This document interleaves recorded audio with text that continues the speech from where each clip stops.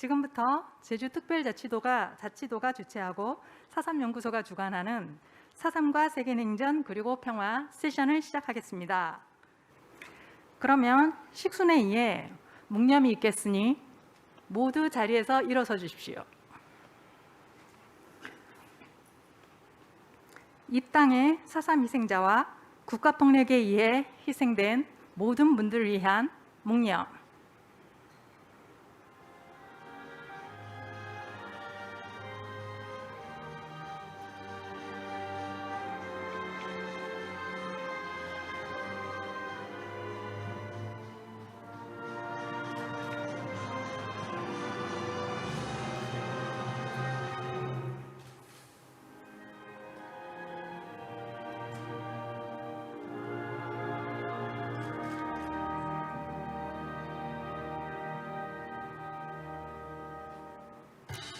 바로 다음은 여러 바쁜 일정에도 불구하고 죄송합니다. 자리에 모두 앉아 주십시오.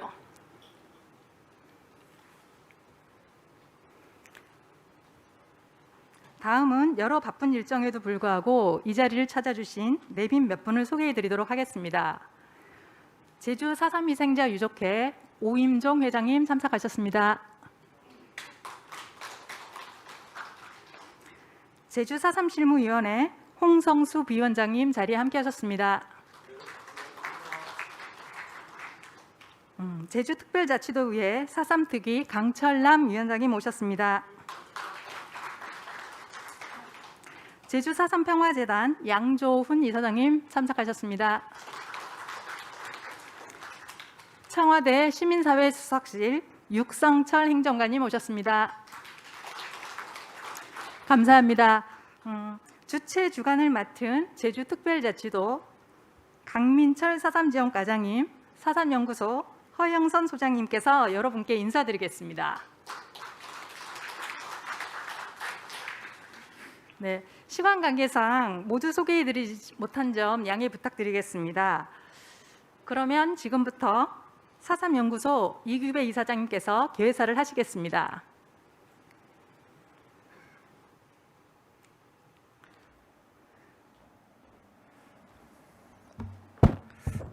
여러분 안녕하십니까? 해마다 열리는 제주 포럼, 저희들이 주어진 시간은 80분입니다. 그래서 원래는 귀빈 소개도 없고 이사장의 개사도 없고 바로바로 갓들였었는데 어떻게 변했는지 프로그램이 이렇게 진행이 되고 있다는 점 여러분께 미리 고지를 드립니다. 제16회 평화와 번영을 위한 제주 포럼 그리고 제주 4.3 연구소가 마련한 4.3과 세계 냉전 그리고 평화 이 자리에 함께 해주신 모든 여러분께 먼저 감사의 말씀을 드립니다. 그리고 동영상을 통해서 저희 4.3 세션에 함께 해주시는 모든 시청자 여러분 또한 감사의 말씀을 드립니다. 냉전이라고 얘기를 하는데 제가 오다 보니까 오래전에 끝났음직한 냉전이 오늘 제16회 평화 제주 포럼에 마련된 주제도 냉전의 평화로운 종식을 다시 얘기하고 있더라고요. 어저께 신문에는 나토와 러시아가 부딪히고 아침에는 미국과 중국이 부딪히고 70년 전에 한반도에서 이 분단과 4.3을 야기했던 미국과 소련이 다시 부딪히고 그래서 저희들이 과거 4.3과 분단을 야기했던 그 냉전 과연 무엇이 있는지 도대체 그 냉전이라는 이름으로 그렇게 많은 제주 사람을 죽였던 그 실체는 무엇인지 상당히 궁금하죠. 그래서 70년 동안 많은 분들 냉전에 대해서 연구해 왔고 지금도 또한 연구가 되고 있습니다. 유족들이 안고 있는 한을 풀어내는 가장 기본은 그 4.3을 그 비극을 야기했던 그 냉전의 성격을 분해하고 그것이 무엇인지를 알아내는 것 굉장히 중요하다고 생각을 합니다. 그래서 저희들이 그런 까닭을 물어보기 위해서 이 자리를 마련했다는 점, 그래서 4.3 이 진상이 또한 냉전의 성격과 냉전이 무엇이는지 그것을 이해함으로써 보다 4.3에 대한 이해와 4.3에 대한 연구가 조금 더 깊어진다면 참으로 다행이라고 생각을 합니다.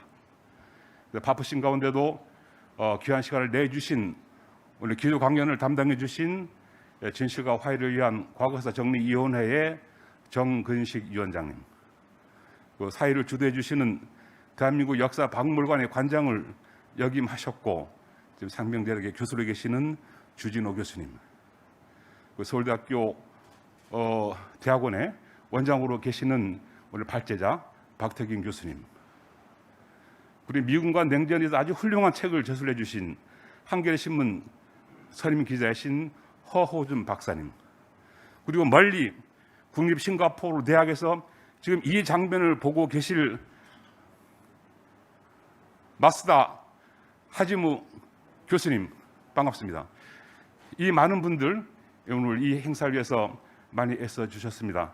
그분들 감사의 말씀을 드리고 오늘 귀하게 마련된 이 자리가 4.3을 이해하고 4.3을 연구하는 새로운 지평을 다시 새롭게 진정으로 열릴 수 있기를 진심으로 여러분과 함께 기도하면서 끝나는 시간까지 여러분 좋은 시간이 되시기를 진심으로 소망을 합니다. 여러분 고맙습니다.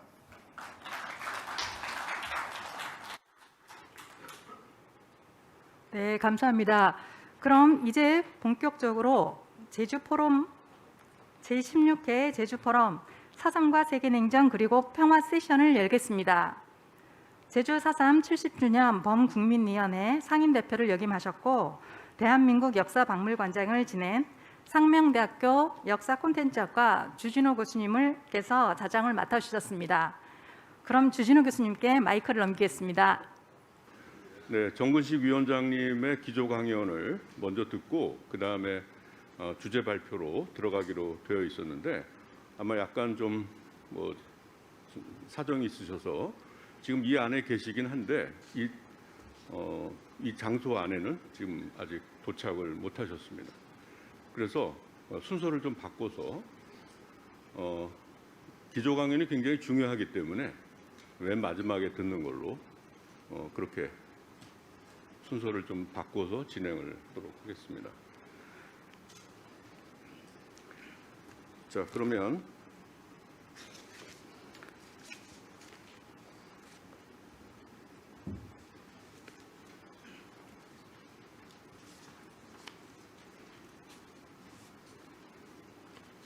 네, 오늘 그 발표해 주실 박태균 교수님은 지금 현재 서울대학교 국제대학원의 원장을 맡고 계시고요.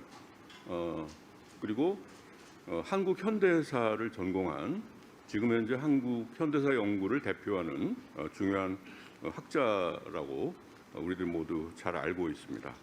그래서 오늘 박태균 교수님께서 그동안에 준비해 주신 그 발제문을 먼저 저희들이 듣는 것으로 시작을 하겠고요. 오늘 그 발표하실 논문의 제목은 1960년대 동남아시아에서의 학살 그리고 제주라고 하는 제목입니다.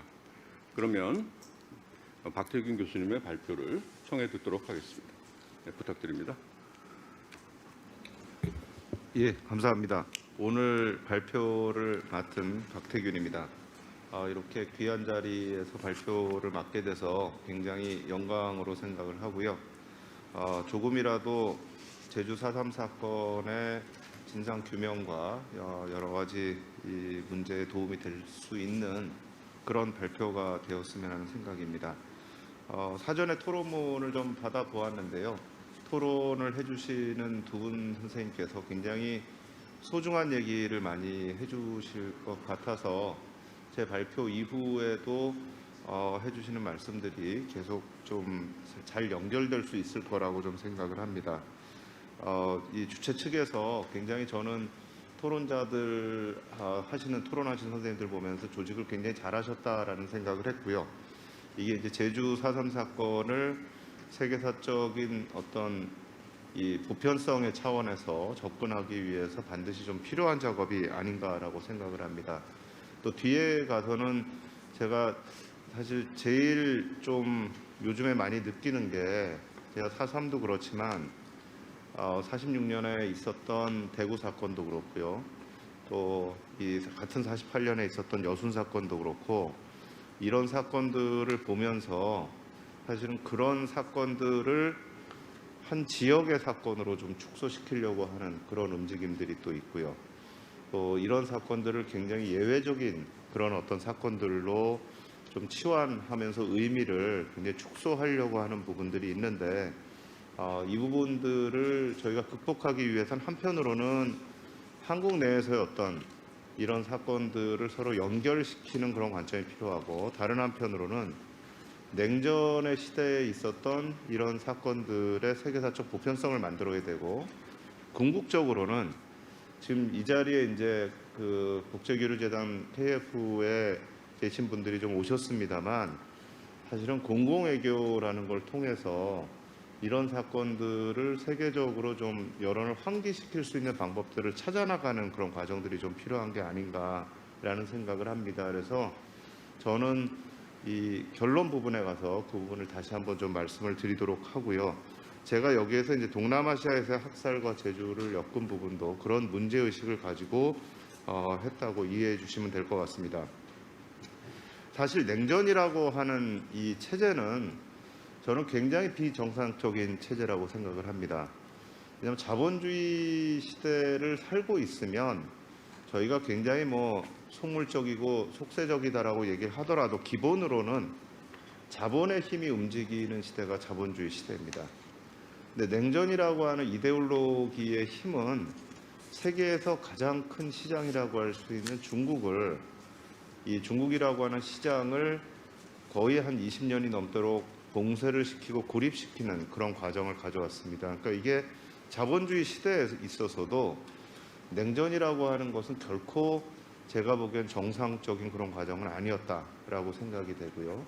또 그 과정에서 이데올로기라는 것이 마치 종교적인 역할을 했던 것 같아요. 그러니까 이 이데올로기를 가지고 모든 것을 판단을 하고 이데올로기를 가지고 사람의 가치관을 판단을 하는 그런 시대였기 때문에 그 과정 속에서 많은 불행한 사건들이 발생을 했고요. 특히 그 불행한 사건들은 주변부에서 많이 발생을 했던 것 같습니다. 어떻게 보면 저희가 이제 냉전 시대의 열전이라고 얘기하는 두 개의 전쟁이 한국과 베트남에서 있었는데요. 한국과 베트남은 이 자본주의와 공산주의가 만나는 냉전 시대의 가장 최전선 지역이면서 또 그럼에도 불구하고 굉장히 주변부 지역이었습니다. 실제 많은 사람들이 생각을 했던 냉전의 무대는 사실은 유럽이었습니다. 그리고 거기에 이제 가장 상징적인 곳은 베를린이었고, 그러나 실제로 열전이 발생한 것은 그 주변부였고요. 또 이 주변부에서 많은 학살 사건들이 발생을 합니다. 그 중에 하나가 바로 이 4.3 사건이라고 할 수가 있고요. 또 오늘 제가 말씀드리는 사건들도 역시 마찬가지고, 또 오늘 토론자들께서 굉장히 좋은 토론을 해주실 텐데 거기에서 나오는 그리스, 터키의 사례라든가 다른 나라의 사례들도 역시 이 주변부에서 나타났던 굉장히 비극적인 그런 사례라고 할 수 있습니다. 나중에 이제 저희 이 특별 강연에서 정근식 선생님께서 이 4.3에 대해서 정부가 어떤 노력을 해왔고 이게 이제 어느 단계까지 와 있고에 대한 부분들을 쭉 말씀을 해주실 거기 때문에 거기에 대해서는 제가 좀 생략을 하겠습니다만, 많은 분들이 사실 4.3이 이제 어느 정도 진행된 게 아니냐라고 얘기하지만 올해 초에 대통령께서 4.3 기념식에 오셔서 이 추모식에 오셔서 말씀하셨던 것처럼 아직도 사실은 진행돼야 될 부분들이 분명히 남아 있고요. 사실 4.3이 잘 진행될 때 다른 지역에서 발생했던 사건들도 저는 해결할 수 있는 그런 실마리를 찾을 수 있다라고 생각을 합니다. 그렇기 때문에 이 부분들이 4.3이 지금까지 많이 되어 있다라고 하는 인식에 대한 저는 인식 전환도 저는 좀 필요하다라는 생각이 들고요. 또 4.3 자체만 보더라도 최근에 제가 그 제주에 방송하고 한번 인터뷰를 했었는데, 저도 사실 4.3에 대해서 보면서 아직도 의문을 갖고 있는 점들이 있습니다. 예컨대 이 4.3 사건이 발생을 하고 뒤에 이제 이 중산간에서 학살 사건들이 발생을 하는 그 기간을 보면 대한민국 정부가 수립되기 이전, 그것도 50선거가 실시되기 이전의 사건이 발생을 했고, 학살을 통한 이 진압이 이루어지는 과정은 또 대한민국 정부 수립 이후까지 이어지게 됩니다. 그러니까 이게 과연 이런 과정들의 책임이 어디에 있는가라는 부분도 굉장히 사실은 불명확한 상태입니다. 그러니까 이게 미군정으로부터 시작을 해서 대한민국 정부로 행정경제 이양협정이 맺어지는 시기 이후까지 이게 연결이 되는 부분들이 있고요. 또 연구를 통해서 나타났던 것처럼 경찰과 군인의 태도가 좀 달랐던 부분들이 있습니다. 그 다음에 이제 청년단이 또 넘어온 부분들이 있었고요. 또 국제법적으로 보면은 저는 이 부분은 지금 제주만의 문제가 아니고 어떻게 보면은 이 6.25 한국전쟁 이후에 수복지구하고도 관련이 되는 문제라고 생각을 하는데요. 50선거 이후에 대한민국 정부가 수립되고 나서 유엔에서 한국 정부를 승인을 할 때 그 승인안에 두 가지 내용이 있습니다. 그러니까 하나는 대한민국 정부는 한반도에서 선거를 통해서 수립된 유일한 합법 정부다. 그러니까 뭐 이 유엔이 감시한 유일한 선거가 50선거였기 때문에 유엔이 이제 그렇게 승인을 했는데, 그러면서 이제 두 번째 내용이 그 정부가 행정적인 관할권을 갖는 지역은 선거가 이루어진 지역에서 관할권을 갖는다, 이렇게 되어 있습니다. 근데 그것만 놓고 보면 사실은 제주는 1948년 5월 10일에 선거가 없었던 지역입니다. 그럼 그렇게 놓고 본다면, 문자 그대로 놓고 보면 그럼 대한민국 정부가 제주에 대해서 관할권을 갖고 있었느냐, 이 문제도 또 한번 저희가 따져볼 필요가 있습니다. 그러니까 저희가 지금 뭐 대부분의 이해 자료를 통해서 문제들이 밝혀졌던 거 아니냐, 뭐 이런 얘기를 하고 있음에도 불구하고 저희가 밝혀야 될 부분들은 아직도 더 있는 것이 아닌가라고 저는 기본적으로 생각을 합니다. 근데 이제 그런 부분 속에서 이제 제주와 비슷한 사건이 발생했던 부분들을 보면 우선은 이제 저는 베트남 전쟁 쪽을 좀 생각을 해봅니다. 그러니까 어떤 연구자들은 이제 그런 얘기를 합니다. 이렇게 이제 한국군에 의해서 피해가 일어났던 부분들이 이 일제강점기 때 만주에서 있었던 독립군들을 탄압을 했던 이제 그런 어떤 진압을 하고 했던 부분들이 나중에 이제 대한민국 정부 수립을 전후해서 있었던 여러 가지 이 민중들의 어떤 항거나 뭐 이걸 진압하는 과정에서 그런 모습들이 그대로 나타났고, 이게 다시 베트남 전쟁에서 또 한 번 나타난 게 아니냐라고 얘기하시는 분들도 있습니다. 근데 저는 뭐 그게 정말 그렇게 연결되는지는 모르겠습니다. 근데 이제 이 미국 문서를 보면 그런 얘기는 나옵니다. 한국군을 베트남에 이제 파병을 하는 걸 얘기하면서 몇 가지 조건을 얘기하는데, 하나가 일단은 한국군이 월급이 싸다라는 겁니다. 그러니까 돈이 미국 군들한테 주는 돈보다 돈이 적게 들기 때문에 한국군을 써야 된다라는 게 있고요. 또 하나는 한국군들이 1953년까지 전쟁을 치렀기 때문에 1965년에 베트남 전쟁이 본격화되는 시점이 한 12년 정도 지난 시점이라서 실전에서 싸웠던 경험을 갖고 있는 군인들이라는 겁니다.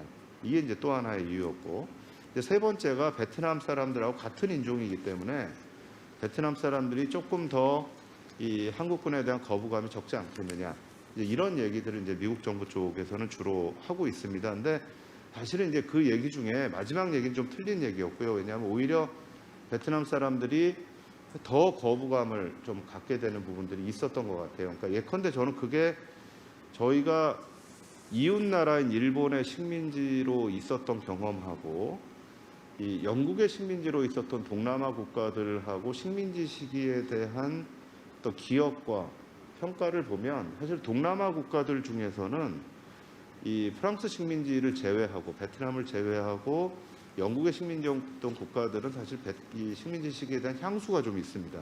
우리하고 좀 굉장히 다른 건데, 근데 우리 같이 이제 이웃 국가에 의해서 식민지가 되거나 점령이 됐던 나라들, 한국이라든가 아일랜드라든가 폴란드 같은 나라들은 사실은 그 식민지를 삼았던 제국주의 본국에 대한 굉장히 부정적인 인식들을 가지고 있습니다. 그러니까 이게 사실 미군이 그 당시에 생각했던 거는 좀 차별성이 있었던 것 같고요. 또 베트남에 제가 현지 답사를 가서 한 지역에 이제 한국군이 활동했던 지역에 있었던 그 박물관을 찾아갔었는데 그 박물관장이 두 가지 상당히 흥미로운 얘기를 해줬었습니다. 하나는 그 박물관을 가장 많이 찾는 사람들이 한국 사람들이 아니고요, 일본 사람들이라는 거예요. 그러니까 일본 사람들이 거기를 와가지고 어떻게 해서든지 한국군이 베트남 사람들을 학살한 증거를 좀 찾아가지고 우리가 맨날 일본 욕하는데 한국 사람들 잘못한 거 무언가를 좀 찾으려고 그렇게 노력을 한다는 거예요. 근데 이 박물관장이 자기는 그 자료도 하나도 안 줬다 그러면서 굉장히 자랑스럽게 얘기를 하더라고요. 그래서 걱정하지 마라, 나는 자료 안 줄 거다. 근데 이제 그 얘기를 들으면서는 약간 좀 마음의 위안이 됐는데, 이 양반이 하는 얘기가 한국군이 학살하는 방식은 미군이 학살하는 방식하고 달랐다는 거예요. 그러니까 미군이 학살하는 방식은 대부분이 이 보복 학살의 성격이 굉장히 강했다라고 합니다. 근데 초기에 1966년에 한국군이 이제 처음에 가서 활동했던 지역들이 대부분 미군이 베트콩을 제압하지 못한 지역에 한국군이 대체 투입이 됐는데, 그 지역에서 일어난 학살을 보면 초반에는 선무 공작을 통해 가지고 주민들하고 굉장히 가까운 관계를 유지를 한대요. 그래서 주민들한테 쌀도 나눠주고 좋은 관계를 유지하다가 어느 날 사람들을 모이라고 해놓고 그 모인 데에서 한꺼번에 학살을 하는 이제 이런 상황들이 발생을 했다는 겁니다. 그래서 제가 그 방문했던 마을은 1월 초부터 2월 초까지 한 달 기간 동안에 1,004명이 학살을 당했던 그 지역인데, 여기에 이제 아예 묘지를 한 군데에다 공동으로 묘지를 만들어 놨더라고요.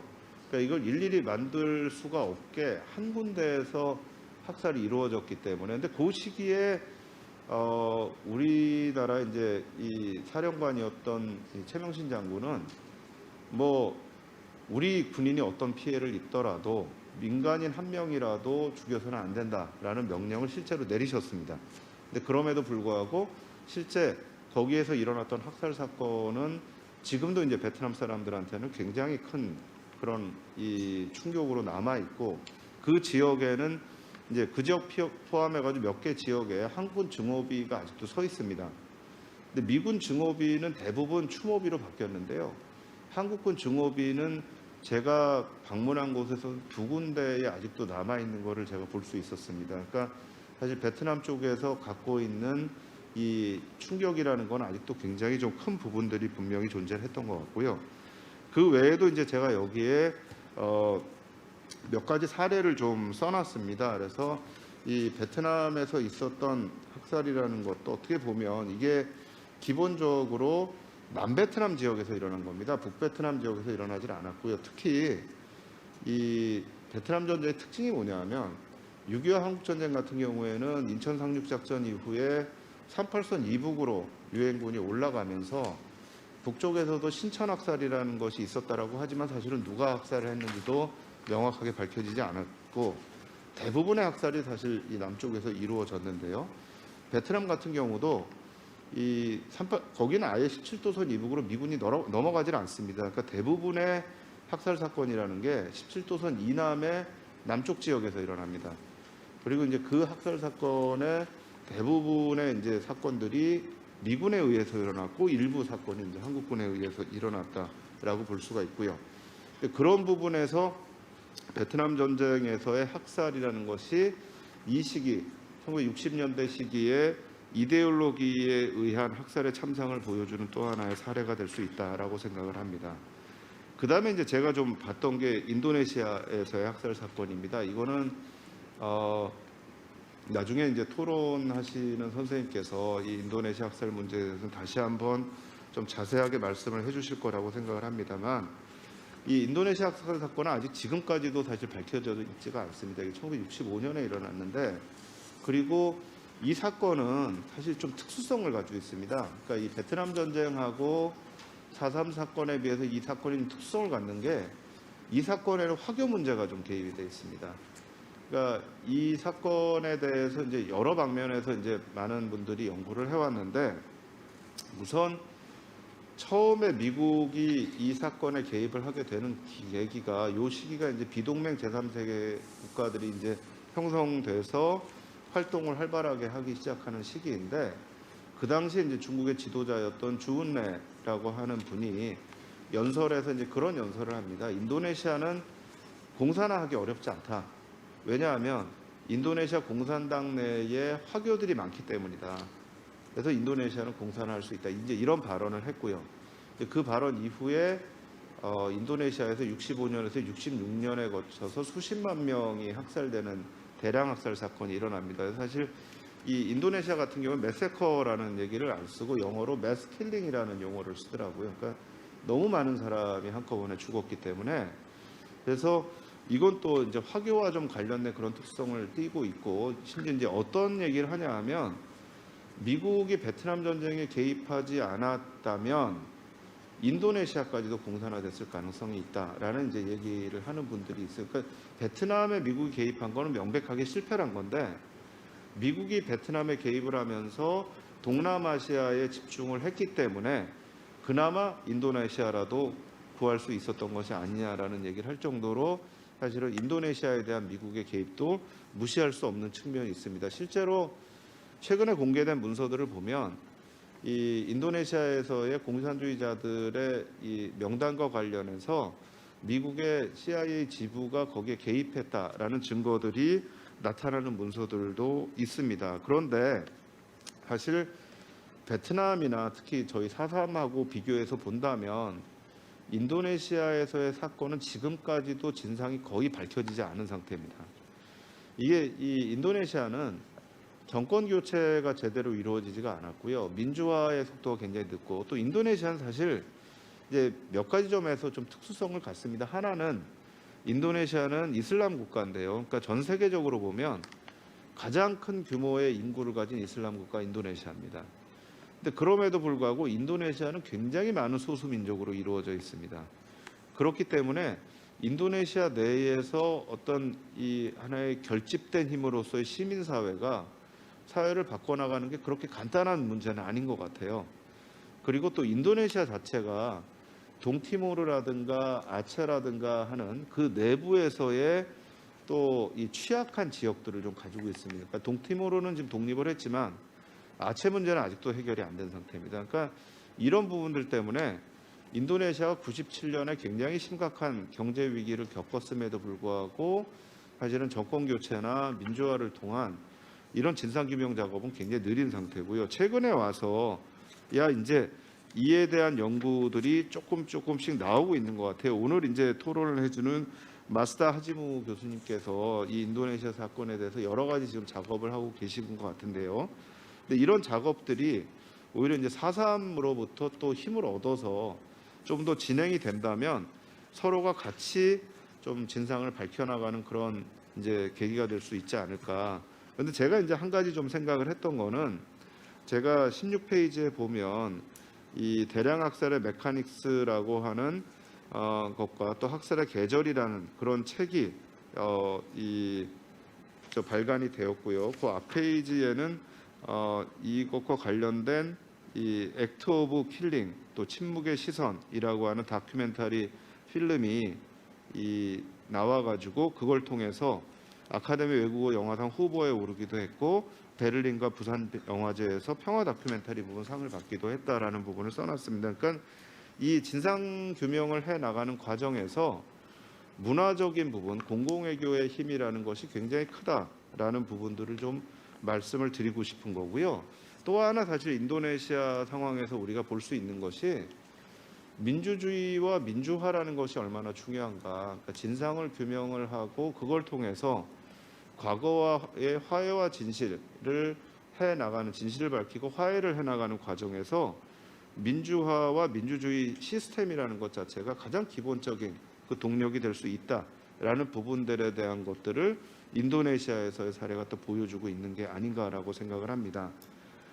결론 부분을 제가 좀 읽도록 하겠습니다.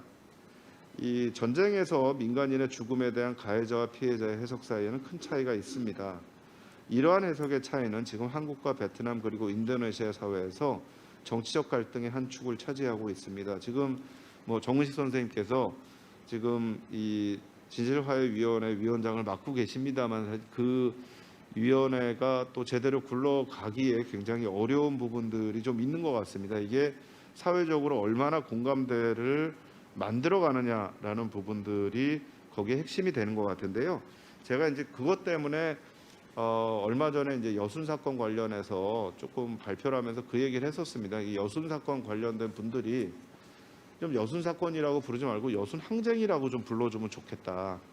아마 4.3과 관련되신 분들도 그런 말씀을 많이 하실 텐데, 사회적으로 공감대를 얻기 위해서는 일단은 이 가치 중립적인 표현을 가지고 진상을 규명해 나가는 과정이 더 우선되는 게 아닌가, 그걸 통해서 공감대를 좀 먼저 형성해 나가야 되는 게 아닌가라는 말씀을 드렸었습니다. 근데 이게 기본적으로는 굉장히 이데올로기적이고 정치적인 문제였고, 저희가 이 민주화가 됐음에도 불구하고 이 문제들이 계속되고 있기 때문에 오히려 어떻게 보면 저희가 94년 이후에 이 어떤 주사파 파동이나 조문 파동을 겪으면서 더 메카시즘적인 그런 상황들을 경험했다는 거를 좀 생각을 하면, 아직까지도 전 세계적 차원에서 냉전은 끝났지만 냉전적인 가치관과 그 구조는 아직도 남아있는 상황입니다. 그래서 이걸 한꺼번에 저는 풀어나가는 것은 좀 쉽지가 않은 것이 아닌가. 그래서 이 사건에 사실은 또 냉전 시기를 살았던 인류가 피해자이면서 동시에 가해자였기 때문에 이 부분들은 무시할 수 없는 것 같습니다. 또 다른 한편으로는요, 이 민간인의 죽음에 연루된 가해자 역시 저는 피해자였던 케이스가 있다라고 생각을 합니다. 특히 이제 제가 베트남 전쟁 말씀을 드렸지만, 베트남 전쟁에 갔던 한국군들은 가해자였지만 사실 국가에 의해 동원이 됐고, 이분들이 그 가해 과정을 통해서 입었던 여러 가지 피해들이 사실 있고, 그거에 대해서 제대로 보상도 받지 못하고 치료도 받지 못한 그런 상황입니다. 그래서 저는 이런 부분들이 진실규명과 명예회복에서 굉장히 중요한 부분들이다. 그러니까 피해자에 대한 부분도 그렇고 가해자의 부분을 이해를 하면서 여기에 대한 진상규명을 하고 화해를 해나가는 것이 중요한 게 아닌가라고 생각을 합니다. 그래서 이런 어떤 사회적 공감대를 통해서 정부보다는 언론이 중요한 역할을 했고, 또 이 가해자가 30년간 철권 통치를 하는 가운데 문화적인 그런 생산물들이 매우 중요한 역할을 했다라는 점을 감안을 한다면, 저희가 이 4.3 사건이 앞으로 계속해서 더 진상도 밝히고 보상을 해나가는 과정이 이루어지기 위해서 저는 몇 가지 조건이 좀 필요하다라고 생각을 하는데요. 우선은 4.3 사건은 항쟁과 학살이라는 두 가지 성격을 저는 동시에 갖고 있다라고 생각을 합니다. 이 두 가지 성격은 서로 분리가 될 수 없음에도 불구하고 사회적 공감대를 고려할 때 학살에 우선 초점을 맞추어 더 중심을 두고 논란이 될 수 있는 항쟁과 관련된 부분은 좀 지속적으로 학술 연구가 필요한 것이 아닌가라고 생각을 하고요. 또 항쟁에 대한 연구는 세계사적 보편성을 좀 획득해야 된다라고 생각을 합니다. 그러니까 이게 항상 얘기가 나오는 게, 우리 사회에서 있었던 항쟁의 주동자들이 이게 공산주의자들이 아니냐라고 하는 부분들이 항상 나오는데요. 어떤 항쟁에서도 사실은 주동자만을 중심에 놓고 그 성격을 규명할 수는 없습니다. 따라서 이 4.3이 어떤 세계사적 보편성을 획득하는 게 저는 굉장히 중요하다라고 생각을 하고, 또 이와 함께 저는 차별성에도 좀 주목을 해야 된다라고 생각을 합니다. 그러니까 이게 전쟁이라는 특수성이나 학교 문제의 특성에 비해서 4.3이 갖고 있는 또 다른 특수성을 밝혀냄으로써 보편성과 특수성을 함께 담보해야 된다라고 생각을 하고요. 말씀드린 것처럼 국내에서 이제 다른 사례들을 같이 다룸으로써 보편성을 좀 획득할 필요가 있어야 된다라고 생각을 합니다. 그래서 저는 4.3을 하시는 이 연구자들뿐만 아니라 이제 4.3에 관심을 갖고 계신 분들이 46년 대구 사건이나 48년 이 여순 사건, 그리고 한국전쟁 기간 동안에 있었던 집단 학살 사건들에 대해서도 같이 움직여 나가는 것이 좀 필요한 상황이다라고 생각을 하고요. 4.3과 같이 항쟁과 학살의 두 가지 유형이 함께 섞여 있는 역사적 사건들이 무엇보다도 처음에 말씀드린 것처럼 저는 좀 문화적으로 승화될 수 있는 그런 노력이 좀 더 필요하지 않은가. 그러니까 지금까지 전혀 없지 않았다고 생각을 합니다. 많은 다큐멘터리가 나왔고요. 제가 깜짝 놀랐던 게 얼마 전에 이제 제가 그 TV 프로그램 역사저널 그날이라는 데에 좀 나갈 때 같이 나왔던 사람 중에 이제 다니엘이라고 하는 독일 학생이 있었습니다. 이 학생이 4.3 사건 관련된 부분들의 프로그램을 한 적이 있어요. 근데 사실 이런 부분들이 굉장히 저는 큰 문화적인 힘을 가질 수 있다라고 생각을 하거든요. 그러니까 이게 뭐 영화나 소설로 승화하는 부분도 필요하지만 어떤 방식으로 해서 좀 더 사람들한테 같이 갈 수 있는가. 특히 제가 이 친구하고 그 프로그램 하면서 더 좋았던 거는 이 친구는 자기가 어릴 때 폴란드에서의 학살이라든가 나치에 의한 학살에 대한 교육을 철저하게 받은 학생이에요. 그러니까 이 친구가 4.3을 보면서 이 4.3이 굉장히 예외적이고 이상한 사건이다라고 생각을 안 하는 거예요. 우리한테도 그런 사건이 있었어. 아, 이거 우리 같이 한번 좀 고민해 봐야 되는 거구나. 이런 부분들을 좀 저희가 잘 활용해 나갈 필요가 있지 않은가. 특히 그런 부분에서 저는 이 공공외교의 중요성에 대해서 좀 고민을 한다면 저는 4.3 사건 문제뿐만 아니라 이걸 포함해서 냉전 시대에 있었던 다양한 학살 사건에 대한 사회적 공감대를 넓히는데 굉장히 중요한 역할을 할 것이다. 특히 최근에 이제 제가 가지고 있는 고민 중에 하나가 MZ 세대라고 하는 청년 세대들이 점점 역사에 대해서 관심이 없고 도대체 그건 지금 해서 뭐 하느냐. 지금도 살고 먹고 살기 어려운데라는 뭐 저는 지금도 먹고 살기 어렵다는 그 친구들의 얘기가 틀렸다는 얘기가 아니고 먹고 살기가 좋기 위해서는 사실은 과거를 잊어서는 안 되는 거죠. 그러니까 그런 부분에서 좀 공감대를 형성해 나갈 수 있는 그런 어떤 사업들이 앞으로도 좀 많이 진행됐으면 하는 생각입니다. 이상으로 제 발표를 마치겠습니다. 감사합니다. 네, 박태균 교수님, 좋은 발표 감사드립니다. 지금 이제 순서를 아까 제가 그 정구식 위원장님께서 그 시작할 무렵에 이 자리에 함께 하지 못하셨기 때문에 그 순서를 좀 바꿨는데요. 그래서 이 다음 순서는 정구식 위원장님의 기조 강연을 듣고 그 다음에 토론을 진행하는 것으로 그렇게 하도록 하겠습니다.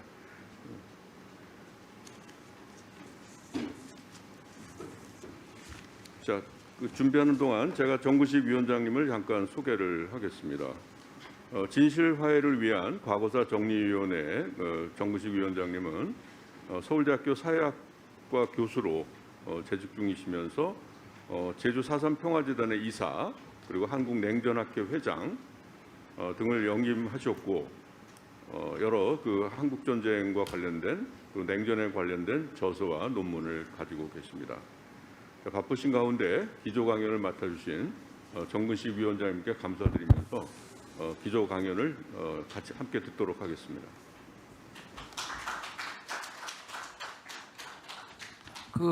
오늘 회의 일정에 차질이 빚어져서 죄송스럽게 생각합니다. 아까 낮에 우리 반기문 총장님 그리고 원희룡 지사님 여러분들 모시고 오찬을 하면서 너무 흥미진진한 이야기가 진행되다 보니까 잠깐 제가 시간을 놓쳤고 그래서 우리 박태균 교수님께서 먼저 말씀을 하시는 그런 약간의 혼란이 좀 있었습니다.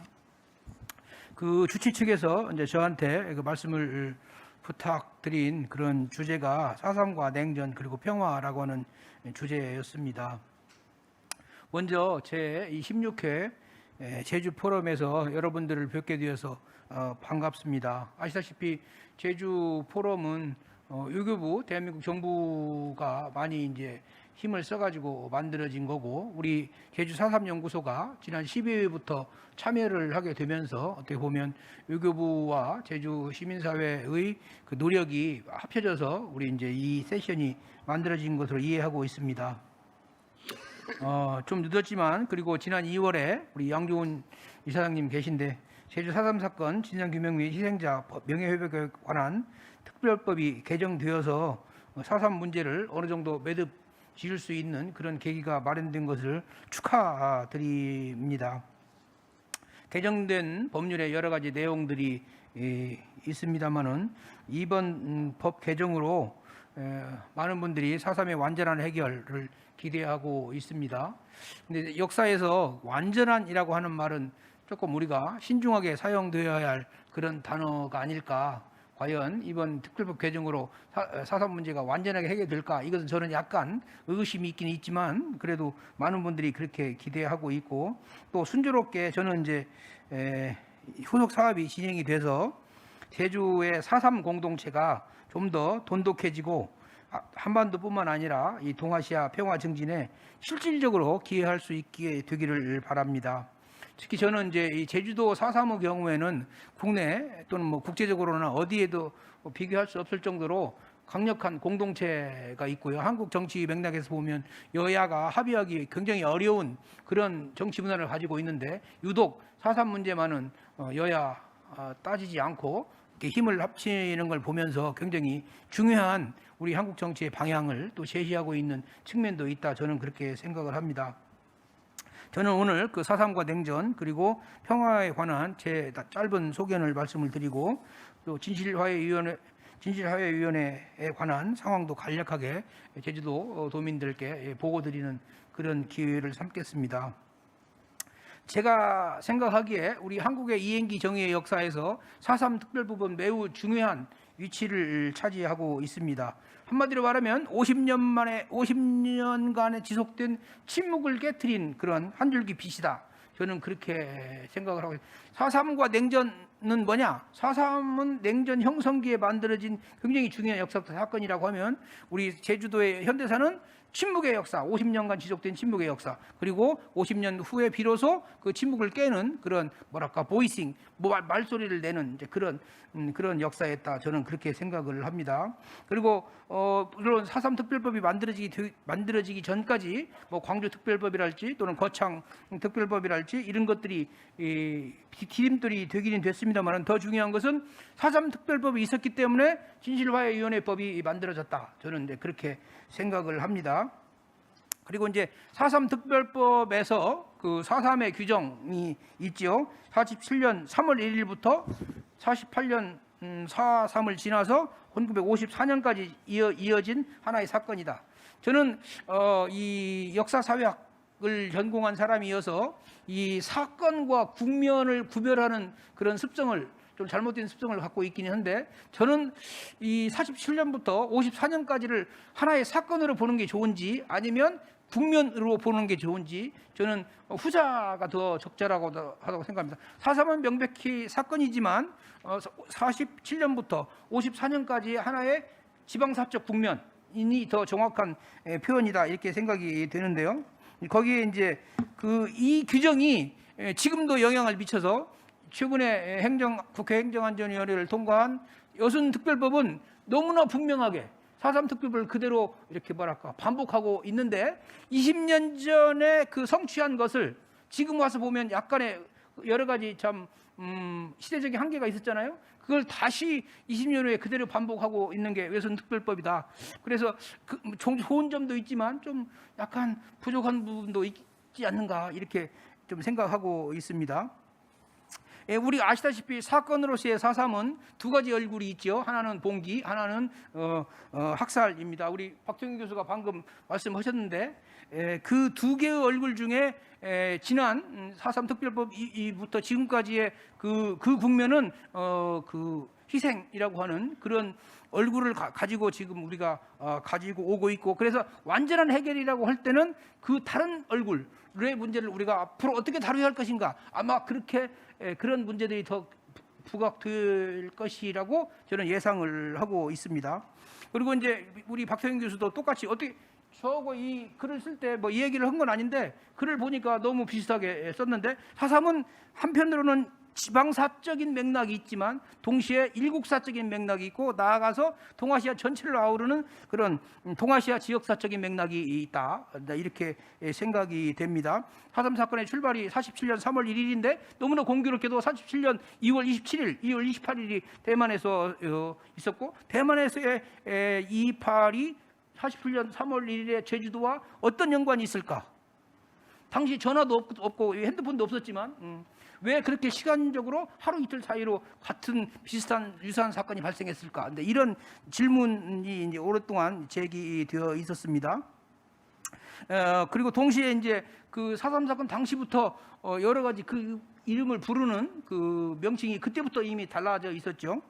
또 한 가지는 이제 저는 어떤 늘 생각을 하냐면 이 48년 4월 또는 48년 10월 여순 사건으로 이르는 이 시간이라고 하는 것이 굉장히 세계사적인 맥락에서 중요한 시간이다.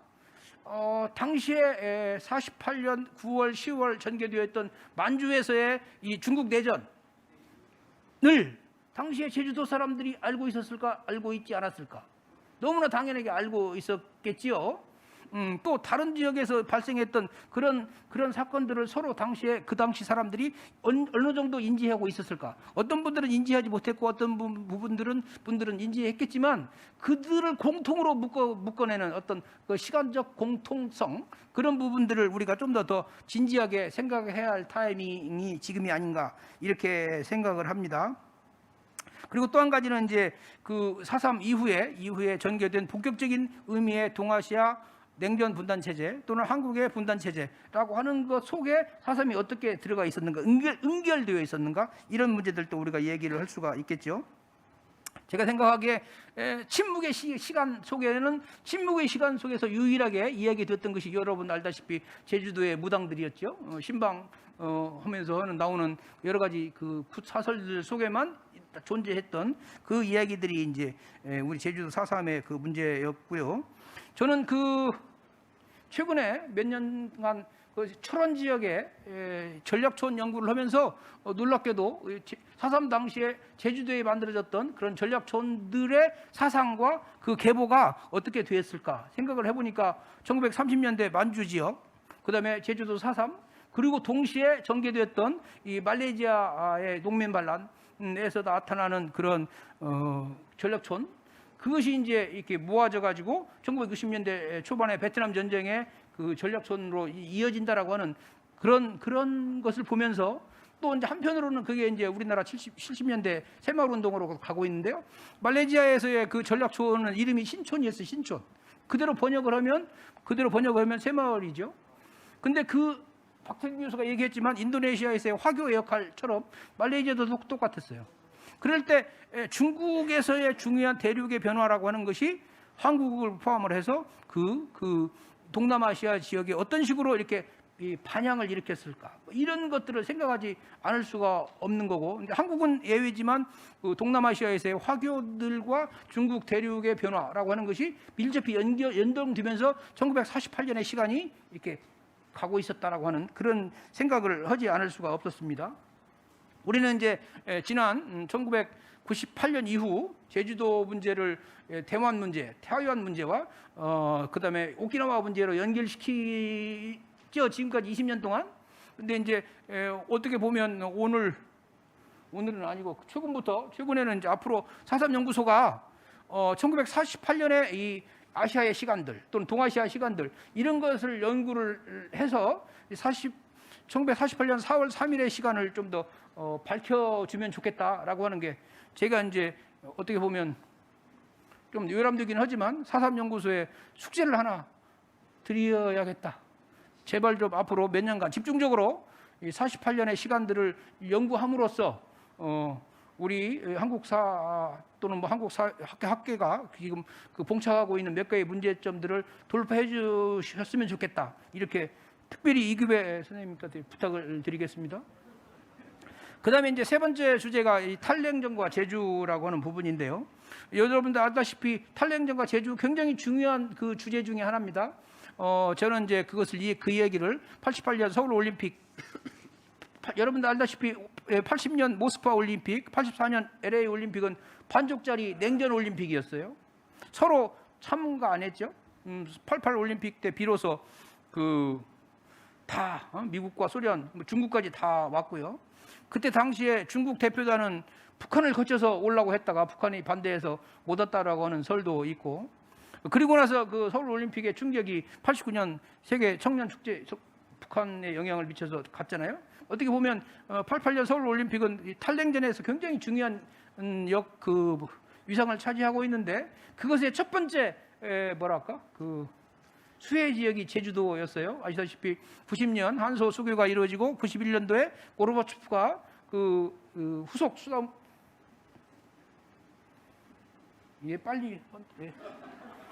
그때 이제 제주도에서 그 회담을 하면서 어떻게 보면 제주도가 평화라고 하는 이념과 연결되는 굉장히 중요한 역사적 계기였고 그 이후에 이제 외교부가 여러 가지 노력을 하면서 제주 포럼도 만들어지고 이렇게 갔잖아요. 그러면 생각해 보면 탈냉전과 제주라고 할 때는 91년도 고르바초프의 방문 그리고 이제 역시 두 번째 중요한 계기는 98년도 제주 4.3 특별법 제정 이 두 개의 축이 제주도를 평화의 섬으로 만들어가는 어떤 역사적, 정치적, 외교적 그런 계기가 되지 않았을까 이렇게 저는 생각을 합니다. 역시 이제 그런 부분에서 4.3 연구소의 이 연구의 시각이 너무 시민운동 중심 말고 국제 정치적인 맥락과 시민운동을 아우르는 그런 시각으로 좀 더 앞으로 연구가 진행됐으면 좋겠다. 이게 제가 4.3 연구소 쪽에 바라는 두 번째 숙제입니다.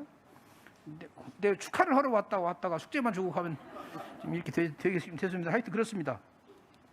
제가 생각하기에 그리고 이제 여기 언급했지만 98년도 우리 4.3 50주년 때 요 제주도에서 열렸던 그 제2회 동아시아 국제 인권 평화 국제 학술회 회의 그때의 그 긴장과 감격은 지금도 잊을 수가 없어요. 김석범 선생이 처음에 그 여권을 받지 못해 가지고 첫째 날 둘째 날 못 오시다가 마지막 날 참가하시면서 그 많은 사람들의 막 가슴을 졸였던 그런 것 지금도 기억을 하는데 바로 그게 어떻게 보면 제주 4.3을 동아시아 동북아시아로 이렇게 시각을 열어가는 중요한 역사적 사건이었지요.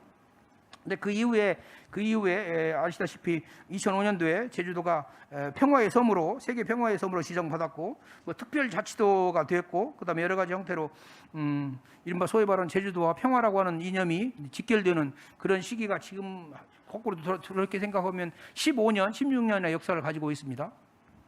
어떻게 보면 이 제주 포럼은 그 역사와 같이 가고 있는 거고 하삼연구소가 거기에 같이 참여를 해서 같이 일을 하고 있다라고 하는 것이 생각해 보면 뭐 아무것도 아닌 것 같이 보이지만 굉장히 중요한 그런 의미가 있었다. 저는 이제 그렇게 파악을 합니다.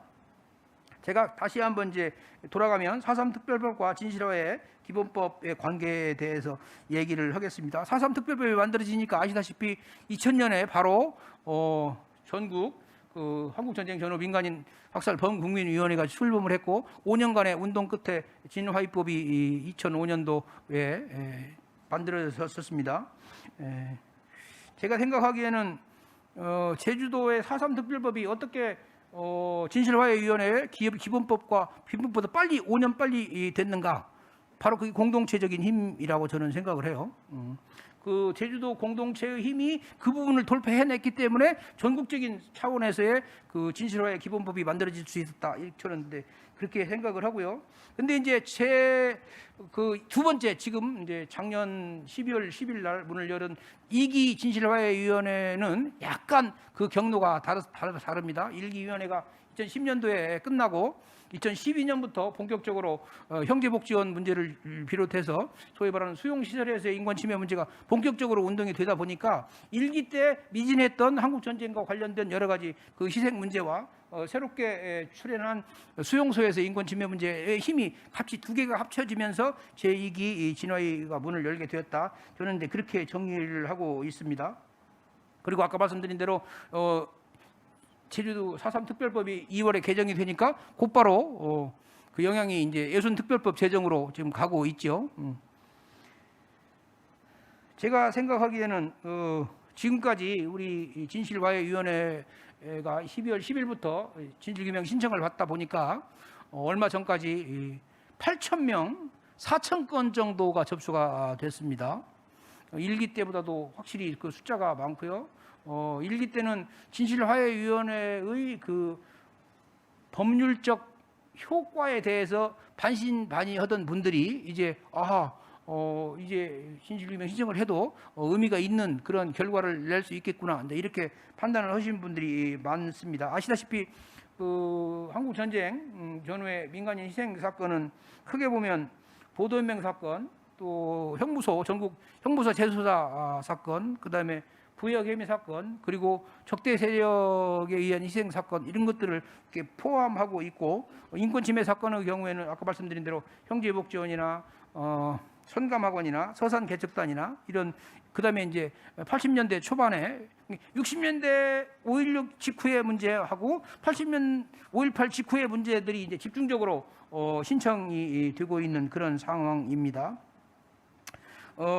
가장 큰 문제 중에 하나가 이제 저희들이 직면하고 있는 문제 중에 하나가 한국 국가 권력 공권력에 의한 피해를 진실 규명을 하고 화해를 하는 것은 쉬운데 우리 법의 테두리에 좀 벗어나는 문제, 즉 한국 대한민국이라고 하는 그 영역을 벗어나서 발생한 여러 가지 다양한 형태의 인권 침해 사건, 특히 한국 전쟁 휴전 협정이 남긴 그런 유산들, 국군 포로 문제나 또는 납북자 문제나 이런 문제들도 막 들어오고요. 그다음에 이제 일제 시대 일제 강점하에 그 강제동원 피해자들 문제도 막 들어오고요. 그런 문제들은 엄밀하게 말하면 진화위에서 다룰 수 있는 건가 없는 건가 약간 그 모호한 부분이 있는데 하여튼 전체적으로 그런 문제들이 마구 들어오고 있습니다. 그래서 그 문제를 어떻게 처리할까 이게 고심 중에 있는 거고요. 두 번째는 역시 중요한 것은 1차 진화위 때는 진실에 초점이 맞춰져 있다면 2차 진화위는 상대적으로 화해에 좀 더 초점이 맞춰지고 있는 거 아닐까. 모든 문제를 갖다가 진실과 화해라고 하는 두 축이 있지만 화해의 측면에서 진실 문제를 갖다가 좀 더 적극적으로 해석하고 규정해 나가야 하는 거 아닌가 이런 고민에 지금 빠져 있습니다. 그런데 재밌는 것은 국가 공권력에 의한 피해자들과 국가 공권력, 국가 정부 간의 화해는 비교적 쉬운데 그렇지 않은 한국 국가 공권력에 의한 피해가 아닌 다른 요인에 의한 그 피해의 경우에 어떻게 화해를 달성할 수 있을 것인가 이런 거기에는 필연적으로 한국과 일본의 문제, 한국과 미국의 문제, 그리고 남과 북의 문제를 포함하고 있는 문제들이거든요. 그래서 이 화해 문제라고 하는 것이 만만치 않은 문제다라고 하는 것을 새삼 절감하고 있습니다. 지금 아시다시피 화해와 평화의 전망이라고 하는 맥락에서 보면 4.3 특별법이나 진실화해위원회 기본법이 개정되는 국면은 크게 보면 미중이 화해와 협력하는 그런 국면이었던 것 같아요. 2010년 또는 2010년, 12년 그 무렵부터 점점 미중 간의 일종의 그 패권 경쟁이 강화되면서 시간이 없죠? 예, 끝내겠습니다. 예. 그 화해 문제가 좀 더 복잡하게 가고 있다. 그런 고민이 지금 남아 있고요. 그럴수록 화해와 평화라고 하는 평화의 문제가 더욱더 중요해지고 있다. 특히 제가 생각하기에는 제주도에서 평화를 내걸고 오랫동안 노력을 했는데 여전히 제주도에서 내걸고 있는 평화라고 하는 것이 실질적인 힘으로 정치를 움직이는 힘 또는 사회를 움직이는 힘으로 전환되어 있는가, 물질적인 힘으로 전환되어 가고 있는가, 거기에 대한 어떤 숙제가 있는 것 같이 보이고요. 제가 보기에는 앞으로 제주 개정된 특별법 이후에 4.3 특별법 이후에 기존에 제주도를 떠받치고 있던 공동체적인 힘이 유지될 수 있는가, 더 나아가서 제주도가 만들어내는 평화라고 하는 이념이 우리의 삶 자체를 움직이는 실질적인 힘으로 전환될 수 있는가, 이게 이제 가장 저희들한테 주어진 중요한 숙제다. 그리고 이 숙제는 진실화해위원회뿐만 아니라 우리 제주도의 여러 시민들, 도민들과 함께 머리를 맞대고 앞으로 문제를 해결해 나가야 하는 그런 과제들이다. 저는 그렇게 생각합니다. 여러분들 시간이 좀 늦어서 죄송합니다. 네, 정근식 위원장님 감사드립니다. 사실 정근식 위원장님을 모셔서 이렇게 짧게 말씀을 끝내게 한다는 것 자체가 무리인데 지금 현재 어쨌든 시간이 정해져 있기 때문에 어쩔 수 없이 그렇게 급하게 진행되는 점 양해 부탁드리고요. 그러면 지금 두 분의 그 토론을 듣도록 하겠습니다. 먼저 토론을 해주실 분은 그 마스다 하지무 교수님이신데요. 오사카 출신으로서 여러분 잘 아시는 문경수 선생님의 제자시라고 리스메이칸 대학에서 배우셨고 코넬 대학에서 박사를 하신 분인데요. 지금 아마 그 국립 싱가포르 대학에 재직 중이신데 온라인으로 지금 미리 자료가 온 것으로 저희가 알고 있고요. 그걸 지금 바로 좀 틀어주시면 좋겠습니다. Thank you for inviting me to this forum. My name is Masuda. 네, 초대해 주셔서 감사합니다. 저는 싱가포르 국립대학에서 근무하고 있는 마스다 하지모입니다. 저는 20세기 아시아 역사 그리고 한국 전쟁 냉전의 역사를 공부하고 있는데요. 최근에는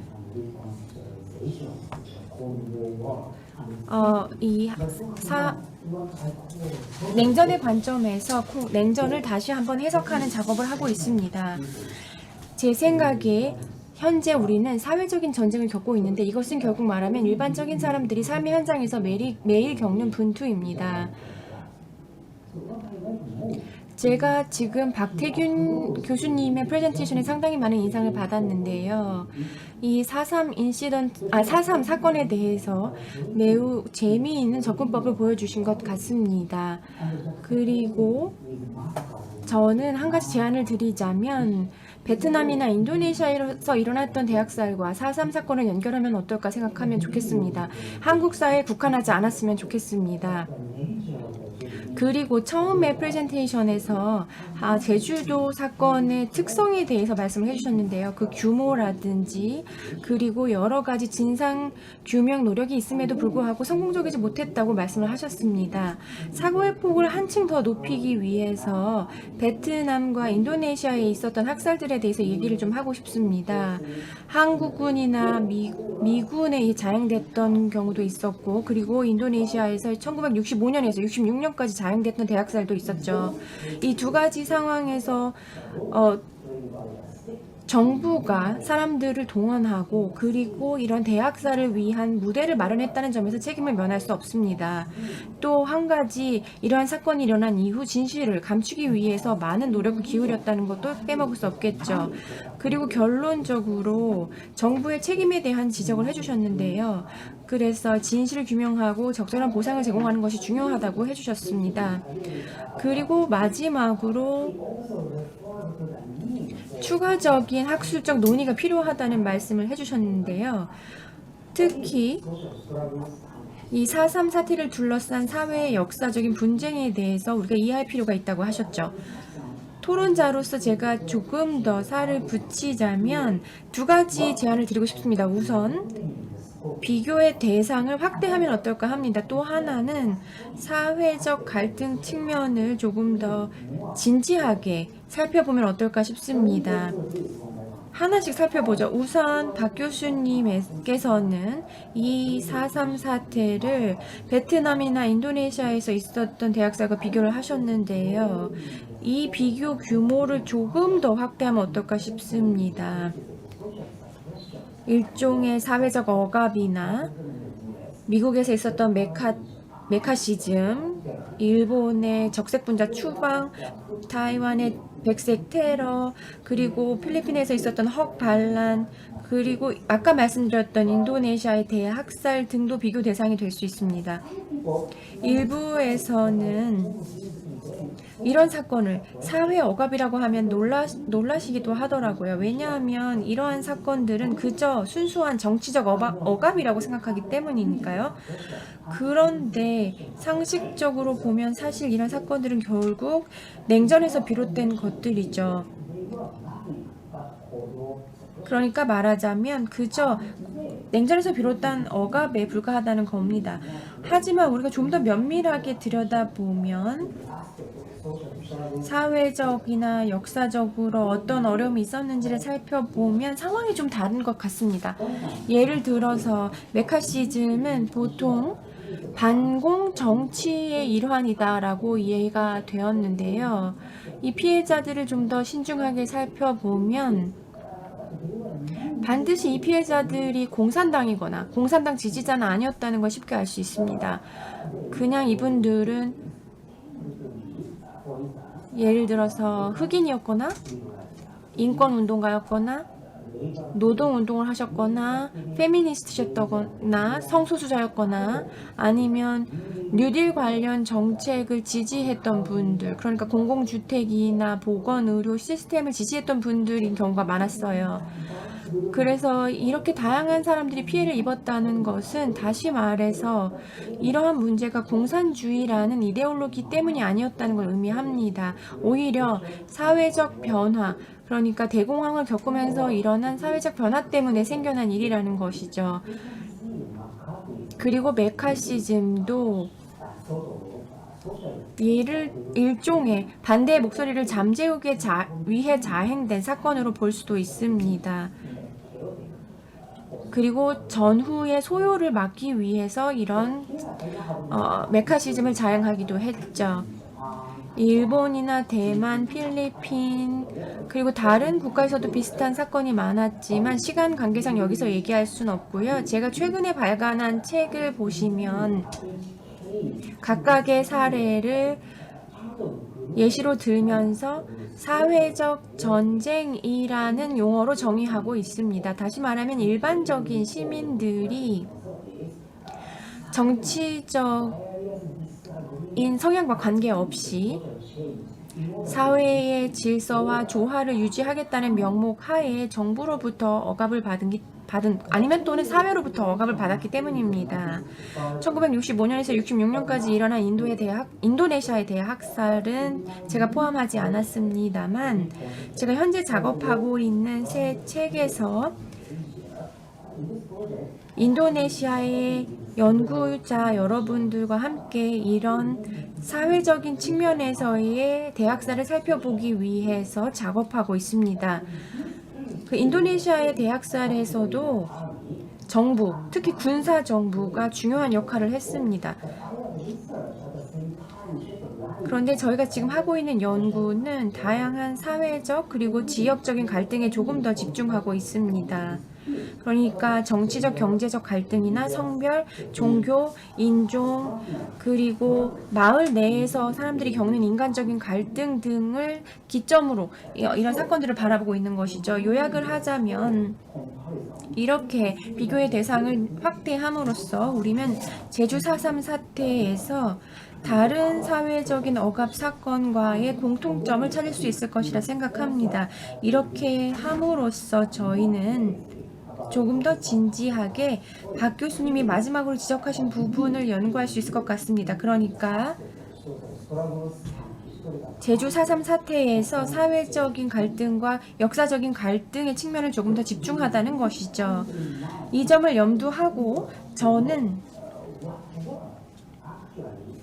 실제로 사람들이 이 냉전이라는 미명 하에 어떠한 문제들과 싸웠는지 이야기를 해보고 싶습니다. 그래서 다음과 같은 질문을 드리고 싶습니다. 전후에 한국에서 많은 갈등이 있었는데 이것이 정말로 이데올로기 차이 때문이었나요?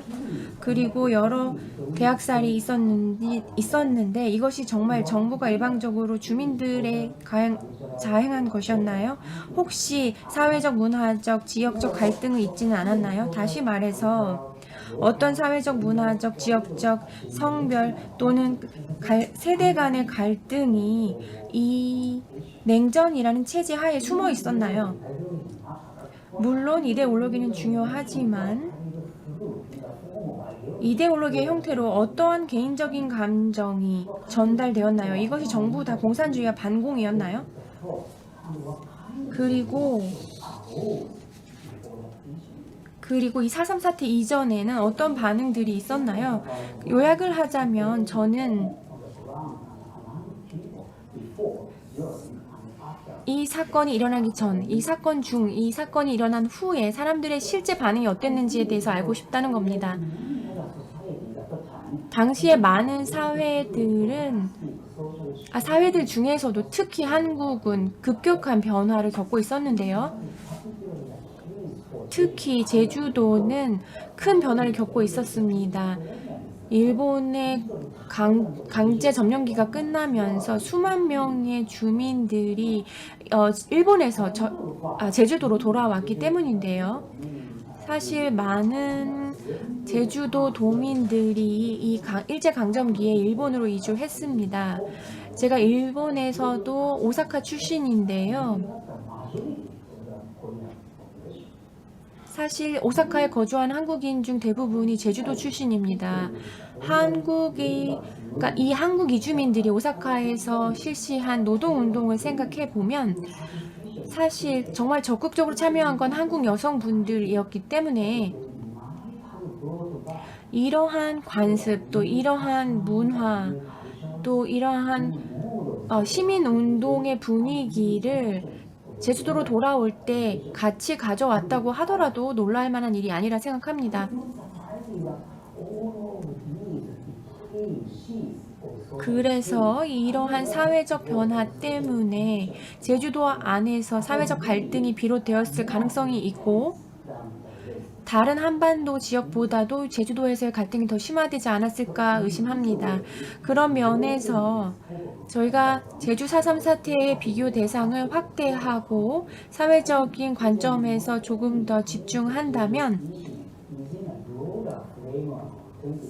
20세기 전 세계사의 프레임워크 안에서 이 제주 4.3 사건을 살펴볼 수 있을 것이라 생각합니다. 그리고 저는 이 주제에 대해서 조금 더 추가로 연구를 하고 싶은데요. 기회가 있다면 기꺼이 한국과 제주도 출신의 연구진과 협업하고 싶습니다. 경청해 주셔서 감사합니다. 네, 감사합니다. 이렇게 참 시간에 쫓겨와서 허우준 기자님한테 대단히 죄송하지만 정해진 시간 안에 반드시 끝내달라는 지금 진행 측의 요청이 있었기 때문에 마지막에 우리 박태균 교수님의 말씀을 좀 정리할 수 있도록 짤막하게 좀 부탁드리도록 하겠습니다. 네, 안녕하십니까. 한겨레신문 허우준 기자입니다. 준비해온 거는 10분 분량을 준비했는데 한 3, 4분 이내에 끝내라고 하니 어쨌든 최대한 빨리 끝내도록 하겠습니다. 따라서 이제 저희 토론문을 참고해 주시면 고맙겠습니다. 먼저 박태균 교수님의 발표를 잘 들었습니다. 그 4.3을 제주도에서 일어난 지역사적인 사건에서 벗어나서 그 세계사적인 시각에서 접근을 시도하는데 감명을 받았습니다. 저는 그 그리스 내전과 4.3을 비교 연구한 경험을 토대로 토론하고자 합니다. 제2차 세계대전이 끝나고 냉전체제 형성기, 탈식민지적 상황과 이데올로기의 결합은 세계 도처에서 수많은 학살을 가져왔습니다. 미소 간의 갈등은 그 그리스 내전을 계기로 본격화되기 시작했습니다. 전후 나치 독일이 점령에서 벗어난 그리스에서 일어난 내전은 그 강도가 강렬했고 내전의 후유증은 오늘날까지도 그리스 사회를 짓누르고 있습니다. 그리스 내전을 계기로 형성되기 시작한 냉전체제는 유럽에서 아시아로 확산됐습니다. 제주 섬도 냉전체제의 영향에서 벗어날 수 없었습니다. 냉전과 봉쇄정책의 계기를 마련했던 사건이 그리스 내전이었으며 제주도는 당시 미군 문서와 언론 보도에 따르면 제주도는 동양이 그리스로 간주됐습니다. 그 한국전쟁 시기, 오늘이 한국전쟁 71주년 바로 그날인데요. 한국전쟁 시기 주한미군 사령관이었던 벤플리트 장군은 제주도와 인연이 깊습니다. 이분은 그 직전에 그리스 내전 당시 그리스 주재 미 군사 고문 단장이었습니다. 그리고 그리스 내전에 참전했던 미군 고문관은 한국전쟁 시기 지리산 빨치산 토벌 작전의 고문관으로 투입됩니다. 제주 4.3 시기 제주도에 근무했던 미군은 한국전쟁을 거쳐서 베트남 전쟁에 참전했다는 것은 시사하는 바가 큽니다. 신문 관계상 여기 인도네시아의 대량 학살 사건 이전에 제주도의 초토화 시기와 놀라울이 많지 같은 48년 9월부터 12월까지 인도네시아 마디운 지방이라는 곳에서 마디운 사건이라는 거 벌어집니다. 그 정부군에 의해서 거의 사실상 초토화 같은 것이죠. 공산주의자와 공산주의 동주자로 규정한 주민 3만여 명이 학살됐습니다. 이런 것들이 있었고요. 그래서 그리스 내전이나 타이완 2.28 사건, 인도네시아 마디운 사건, 제주 4.3에 흐르는 공통된 키워드가 있습니다. 그것은 냉전과 이데올로기 학살입니다. 학살이 남긴 상처는 냉전 체제가 해체된 지금까지도 희생자와 그 유족들에게 깊이 각인돼 있고 살아남은 자들의 기억 투쟁도 이어지고 있습니다. 제주에서도 그리스에서도 타이완과 인도네시아에서도 베트남에서도 정도의 차이는 있지만 그 기억 투쟁이 벌어지고 있는 것입니다. 이런 의미에서 저는 그 동아시아 냉전 체제 속에서 일어난 사건의 생존자와 경험자들이 목소리를 담아내고 공감하는 공동 작업은 국제적 공감대를 형성하고 동아시아 민중들이 서로를 이해하는 연대의 방법이라고 생각합니다. 오늘 토론의 주제는 4.3인데요. 아주 짧게 하도록 하겠습니다. 냉전 체제 형성기 일어난 4.3을 거론하는 데 있어서 미국을 떼어놓고 이야기할 수 없습니다. 미국이 한반도의 조그마한 섬 제주도를 왜 주목했고 강경 대응으로 나가야 했는지 이해할 필요가 있습니다. 4.32 전개 과정에서 지속적으로 제기됐던 소련의 개입설과 이에 따른 미군의 대응은 상상 속 냉전이 현실의 냉전적 상황으로 발전된 것이라고 보입니다.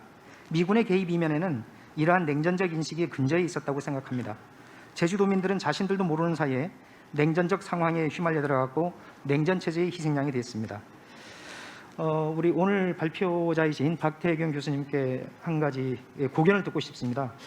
과연 이 4.3 연구자들은 미국의 개입에 대한 책임론을 강하게 제기하고 있는데요. 과연 미국으로 하여금 설득력 있게 자신들의 책임을 인정하도록 하기 위한 방안이 있을지 듣고 싶습니다.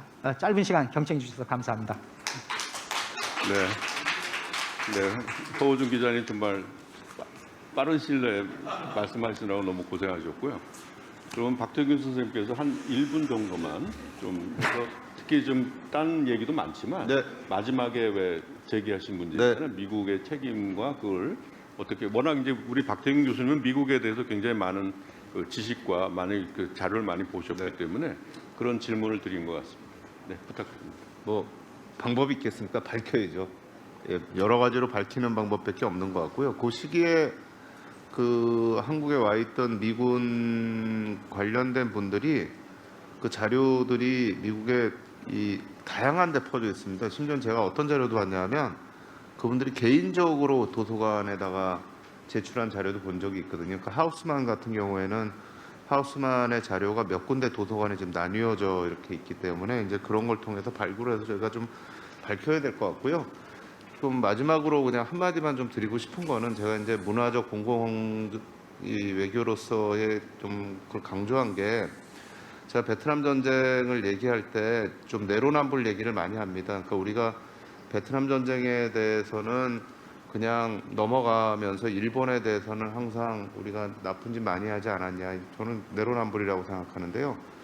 한국이라고 하는 국가 브랜드를 높이는 방법이 우리가 경제적으로 잘 살고 뭐 정치적으로 뭐 다원화되고 이것도 다 중요하지만 과거에 대해서 눈 감지 않고 과거의 진실을 밝혀내고 사회적 화해를 이룬 나라로서의 브랜드를 갖는 거는 아마 전 세계에서 가장 정의로운 나라로서의 브랜드를 가질 수 있는 방법이 아닌가. 그러니까 이게 과거를 들추는 게 우리가 스스로 창피한 걸 들추는 게 아니고 우리 사회가 그만큼 성숙하고 정의롭다라는 걸 보여주는 그런 브랜드로서의 의미가 있다라는 거를 국민들이 인식을 할 때 우리나라의 대한민국의 국가 브랜드가 더 높아지는 게 아닌가 이렇게 생각을 합니다. 이상입니다. 네, 감사합니다.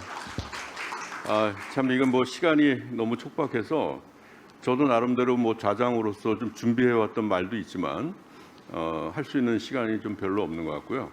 지금 말씀하신 그 베트남 전쟁 때의 그 문제와 관련해서 지난번 그 4.3 평화상에서 그 특별상을 베트남에서 그 학살 피해자분들에게 드린 바가 있습니다. 말하자면 국가가 직접 나서서 하기 어렵다면 우리 민간 차원에서라도 공감하고 연대하고 또 치유해 나가는 그런 노력을 제주가 먼저 시작했다는 점에서 저는 굉장히 큰 의미가 있다고 생각이 들고요.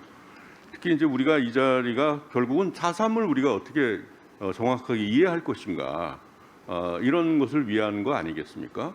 그렇다면은 이런 것들을 위해서 오늘 이제 제기됐던 것들 앞으로도 계속 논의가 됐으면 좋겠고 특히 아까 이제 그 마스다 선생님이 하신 말씀 가운데 말하자면 그걸 정치적인 문제뿐만 아니라 이 제주 사회를 비롯한 사회적인 차원에서의 어떤 갈등의 문제로 앞으로 좀 더 이해를 해보자는 그런 제안도 상당히 좀 흥미로운 것 같고, 특히 이제 4.3 특별법이 이제 개정된 이후에 앞으로 4.3 문제를 어떻게 우리가 해결해 나갈 것인가.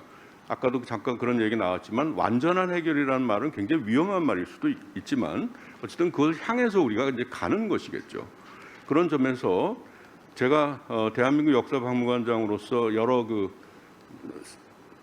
5.18을 포함해서 여러 가지 이제 해본 바로는 사실은 이게 제주의 유족회 그리고 평화재단만큼 자신들이 가지고 있는 그런 역사적인 과제와 관련해서 가장 잘 해결을 해 나가고 계신 그런 곳이 바로 제주 4.3이 아닌가 저는 그렇게 생각을 해서 앞으로도 그런 점들을 잃지 않고 잘 이어나가시면 참 좋겠다 이런 생각을 하면서 오늘 이 세션을 이걸로 마지막 마무리하도록 하겠습니다.